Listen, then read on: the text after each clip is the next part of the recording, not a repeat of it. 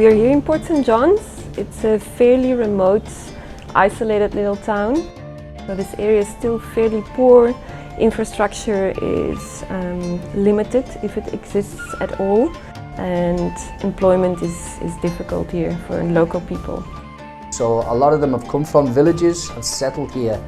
So it keeps growing. A lot of people know each other. It's a real community, they help each other. There's lots of integration. The community of Mthumbane, most of them are not working. It's the only preschool we are having here. Our school is a school of donations. We are a very small non-profit organization, registered 10 years ago as a non-profit organization, involved with a lot of community-led initiatives. We try to support the schools. We believe that it all starts with education, and the stronger your foundation is, the better you'll do in life.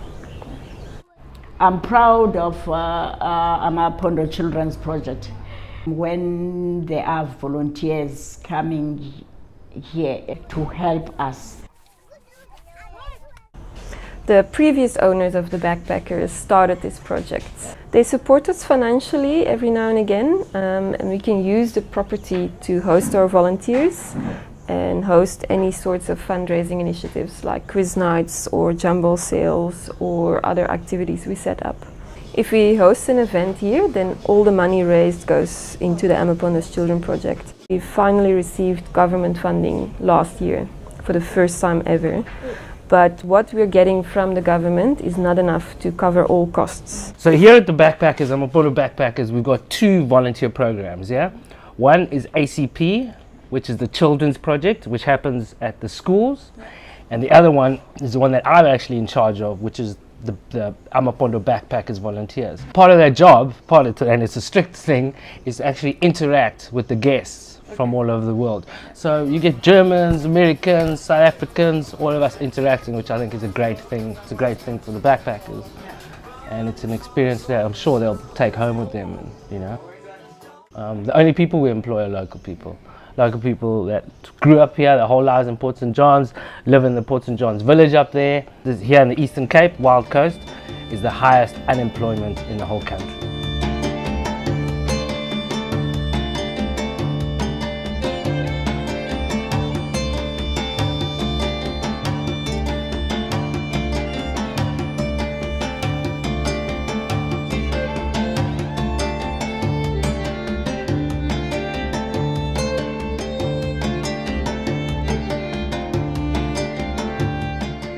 A lot of people here don't have their own transport, so they rely on public transport. You have a lot of schools here who try to make it work with the limited sources they have, but most of the biggest problems would be just money for school uniforms, books, school fees, transport, everything that you have to pay if you want your child to go to a proper school. A lot of kids work from a young age. They're going to start working. And they're going to do work such as like shepherding, shepherding cows and shepherding sheep, and work long hours that brings in very little money, but that will help the family, you know. If this school wasn't here, there'd be a big problem with getting to school for the youngsters. It's a massive problem to get them. So this project of Mthumbane Preschool assists us a lot because it takes care for children. And it's much easier for a person who's staying around Mthumbane to come and leave a child then before going to work and take a hitchhike from here. So it's an advantage for us. In Africa in general, but surely in this part, education is so essential. And I've noticed they're learning not just education, but you know, how to deal with each other when they come in contact with white people. As soon as they see someone different, they run to them, they hug them. You know, that can only be a good start in life, I think, to feel like that. We've gotten a lot of feedback from the other schools, and the principal of the junior secondary school that we work with now has told us numerous times that if he gets children from the pre-primary school that we support, he sees a big difference in level of education Those children are much better adapted, have bigger knowledge, they learn to play together, they interact, they'll increase their social skills. We make them here ready to go to the bigger school.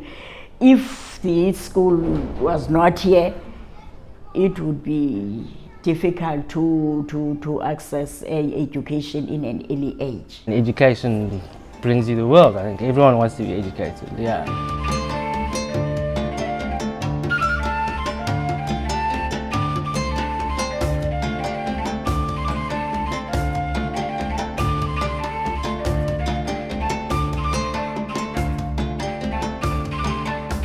I am lucky that I know a lot in the community as well as working or helping for the ACP. So I think generally they have watched the progress. You know, sometimes they watch slowly, but now they trust it more and they always come and help, and they like to help as much as they can in their own community. It's important for the people around the community to just give hand so things can be much better and easier for the kids and for the school too.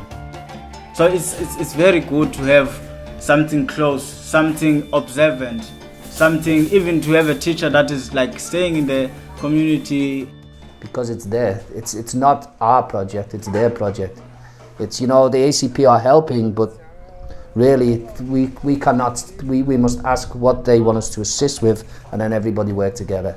And that way, that's a proper community project.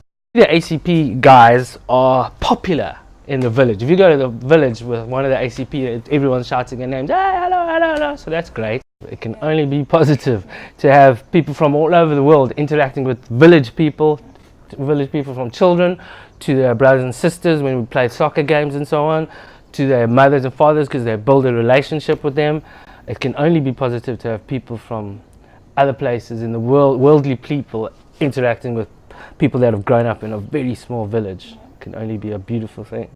We'd like to expand the school. There are 65 children registered this year. And to have them all in those classrooms gets very crowded. To ensure that they have a proper educational environment, we'd like to build an extra classroom.